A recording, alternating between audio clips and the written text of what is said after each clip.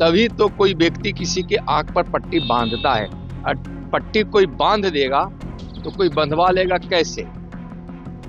और लोग तो उन्हीं के थे, उसी पार्टी के लोग थे।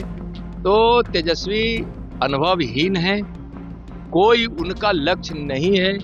सत्ता सिर्फ उनको अपने सुख और परिवार के सुख के लिए चाहिए, धन संपत्ति अर्जित करने के लिए चाहिए।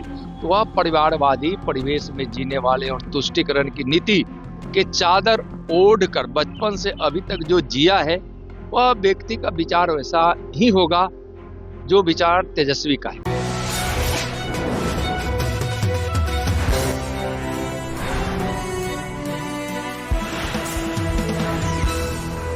उनकी आंख खुली ही कब थी?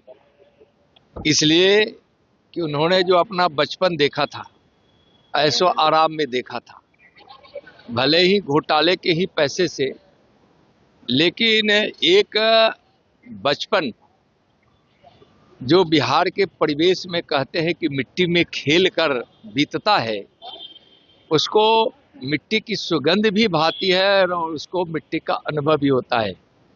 लेकिन ऐसा तो उनके साथ हुआ नहीं। और राजनीति में जब कोई उनके ही नेता आरोप लगाते हैं कि उनकी आंखों पर पट्टी बांध दी गई थी, तो इसका मतलब ये है कि उनके अंदर कोई विवेक नहीं है, विवेकहीन आदमी है, दृष्टिकोण उनके पास कुछ नहीं है, अपना कुछ नहीं है, अंदर से और बाहर से सब खोखला ही खोखला है। तभी तो कोई व्यक्ति किसी के आंख पर पट्टी बांधता है। और पट्टी कोई बांध देगा तो कोई बंधवा लेगा कैसे?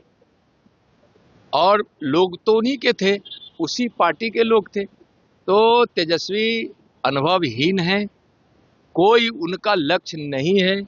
सत्ता सिर्फ उनको अपने सुख और परिवार के सुख के लिए चाहिए, धन संपत्ति अर्जित करने के लिए चाहिए। तो वह परिवारवादी परिवेश में जीने वाले और तुष्टीकरण की नीति के चादर ओढ़ कर बचपन से अभी तक जो जिया है, वह व्यक्ति का विचार वैसा ही होगा जो विचार तेजस्वी का है।